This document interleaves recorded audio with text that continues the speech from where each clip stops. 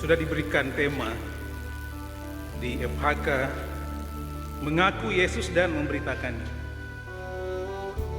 Kemudian saya berani memberikan judul lagi. Di ayat 22 sampai ayat 36.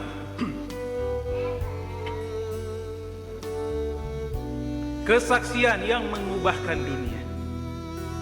Jadi sudah diberi judul di penuntun kita,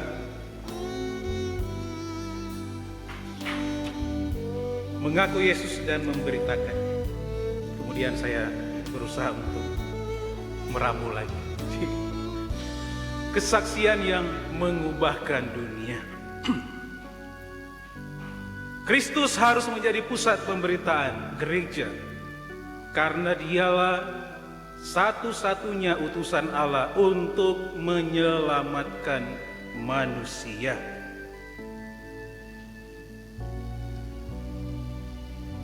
Kesadaran akan sentralitas Kristus akan menjaga pemberitaan gereja dari berbagai godaan untuk memegahkan diri.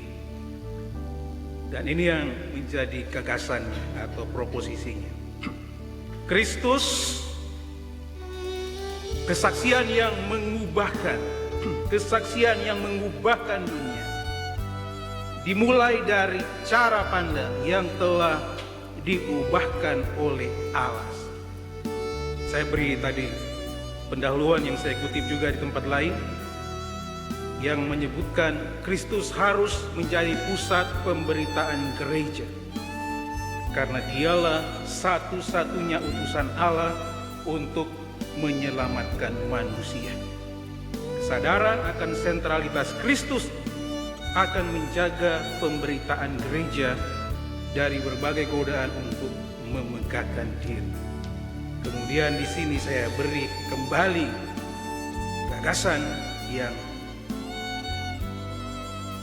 memberi koreksi terhadap perilaku atau sikap yang kita amati dari waktu ke waktu. Kenapa Kristus tidak menjadi pusat pemberitaan gereja? Atau kenapa gereja, atau kalau kita pakai lebih halus lagi, kenapa orang percaya seakan-akan tidak menjadikan Kristus sebagai sentral pemberitaannya? Itu permasalahan yang kita hadapi dari satu waktu ke waktu yang lain. Kesaksian yang mengubahkan dunia dimulai dari cara pandang yang telah diubahkan oleh Allah.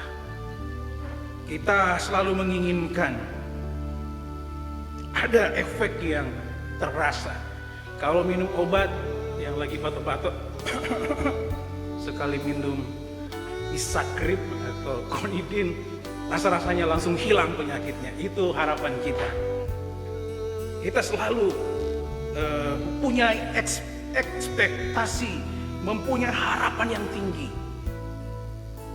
Tetapi ternyata kalau kita melihat, nanti kita lihat bagian-bagian ini, kesaksian yang mengubahkan dunia dimulai dari cara pandang yang telah diubahkan oleh Allah.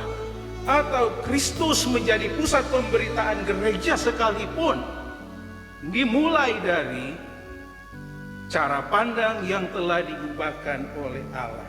Atau kesadaran akan sentralitas Kristus menjadi pusat pemberitaan gereja ternyata dimulai dari cara pandang yang telah diubahkan oleh Allah.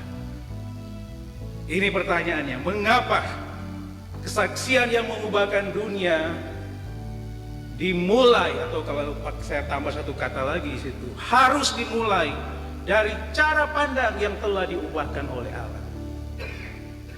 Selama cara pandang kita belum diubahkan oleh Allah, maka yang akan terjadi adalah Kristus tidak menjadi pusat pemberitaan gereja. Yang akan terjadi adalah gereja tidak sadar akan sentralitas Kristus. Dari cara pandang. Oh, di bahasa keren ini, saya takut kalau ada Pak Eka sama Pak Yani. Inggrisnya seperti minum air. Ada mahasiswa saya yang nulis tesis tentang ini, tentang cara pandang, world view, cara pandang. Dan ini bukan kata-kata biasa, ini sudah dimainkan di dunia filsafat. Cara pandang.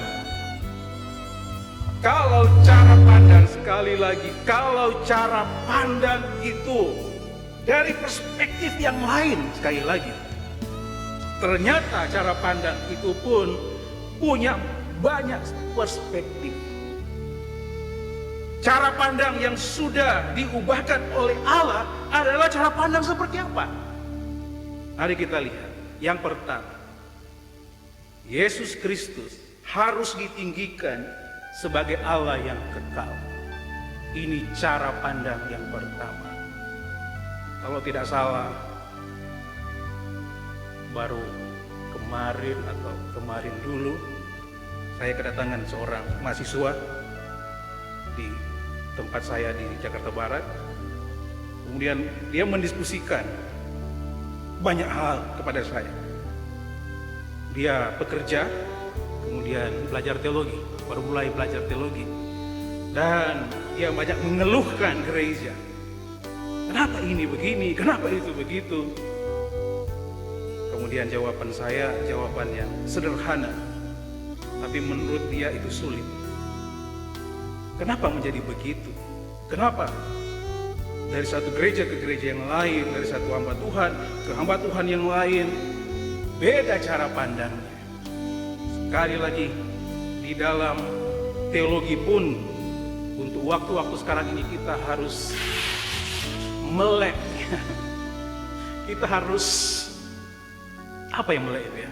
Harus, matanya harus dibuka lebar-lebar. Kita tidak ada di ruang di mana segala sesuatu diterima secara umum dan sama. Gereja pun sudah dipisahkan oleh teologi. Teologi dibangun dari cara pandang. Dan apakah cara pandang itu semuanya bisa diserap, disamakan? Ternyata untuk sekarang ini, saya katakan dengan tegas, tidak bisa. Mungkin kita sama-sama katakan, biasanya kalau di Manado selalu dikatakan sedang direkam itu. Kita kan sama-sama gereja, sama kan gereja. Ya, kita sama-sama gereja, sama-sama Tuhan kita Yesus Kristus, sama-sama kita pakai Alkitab. Kemudian mereka bilang, ngapain beda-bedakan gereja? Tidak ada gereja yang berbeda. Betul, secara substansi gereja tidak ada perbedaannya. Yang membedakan adalah cara pandang. Teologi sudah memisahkan gereja. Kenapa kalau kita berbicara tentang konsep ini, Yesus Kristus harus ditinggikan sebagai Allah yang hidup? Bagi yang lain menjadi bermasalah.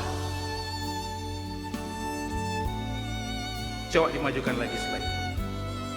Ditinggikan sebagai Allah yang kekal. Karena Yesus mengetahui rahasia agung Injil. Maju lagi satu. Ya.